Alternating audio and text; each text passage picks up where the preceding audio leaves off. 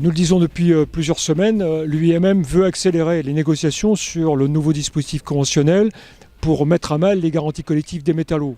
Donc vendredi, c'était qualité de vie au travail, et lundi, c'était un sujet très important qui touche au quotidien des métallos, et c'est-à-dire le temps de travail.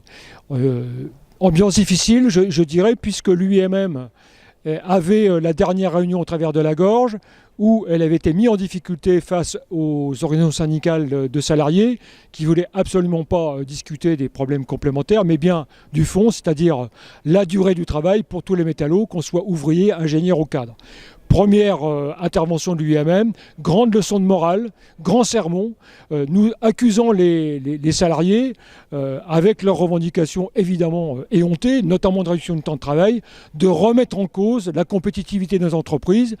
Voilà un peu le ton est donné d'entrée de jeu. Ensuite, bien évidemment, la CGT est revenue seule sur la question fondamentale de la réduction du temps de travail en lien avec deux aspects. Nous sommes, nous, pour le plein emploi, et c'est une façon d'y prévenir, et nous sommes, nous aussi, pour prendre en compte les évolutions technologiques, et donc les évolutions technologiques doivent se traduire très concrètement pour les salariés par une réduction du temps de travail. Seule la CGT porte la question de la réduction du temps de travail, mais en même temps, l'UIMM est face à l'ensemble des organisations syndicales qui, pour l'instant, ne partagent pas les propositions qu'elle fait de dégradation des conditions de travail, mais Greg va y revenir.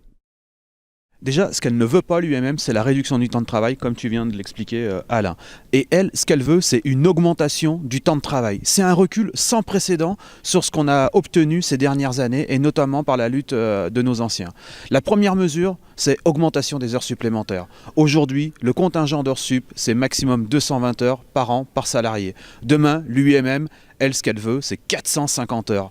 Et je dis bien 450 heures. C'est énorme, c'est énorme. Après ces heures supplémentaires, c'est l'attaque sur les forfaits jours. Forfait jour, on passerait de 218 jours à un maximum de 282 jours. 282 jours, c'est-à-dire on travaille 6 jours sur 7. L'ingénieur ou le cadre au forfait jour travaillera 6 jours sur 7. Une troisième mesure phare voulue par l'UIMM, c'est la dérogation au repos dominical. Et là, ça sera open bar pour les employeurs qui pourront faire travailler leurs salariés le dimanche.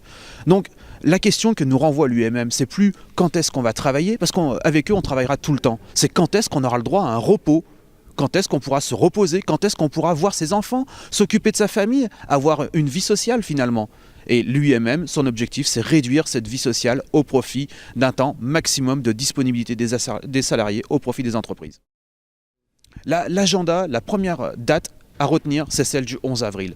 Le 11 avril, ça sera notre premier numéro de notre Café des Luttes. Et là, je laisserai Alain peut-être en parler bien plus longuement que moi. Mais ça, c'est la première date. La deuxième date, bien sûr, c'est la rencontre que tous les salariés et tous les citoyens français vont avoir le 19 avril. Le 19 avril, c'est un appel de manifestation, de lutte, de grève, de partout en France, interprofessionnelle. Et la métallurgie et les métallos ont toute leur place dans cette grève.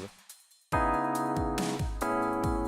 Café des luttes, on va parler des luttes, et notamment de la lutte sur la question de la convention collective, en essayant d'approfondir sur les différents sujets qui sont sur la table, et notamment, comme on vient de le dire, la question du temps de travail, la question des classifications, etc. Voilà, ça va être le sujet essentiel de cette émission pour que nos syndicats, nos syndiqués, celles et ceux qui vont regarder cette émission, soient armés dans l'action qu'ils mènent, dans l'explication qu'ils mènent avec les travailleurs, pour que demain, on soit en capacité d'élever le rapport de force.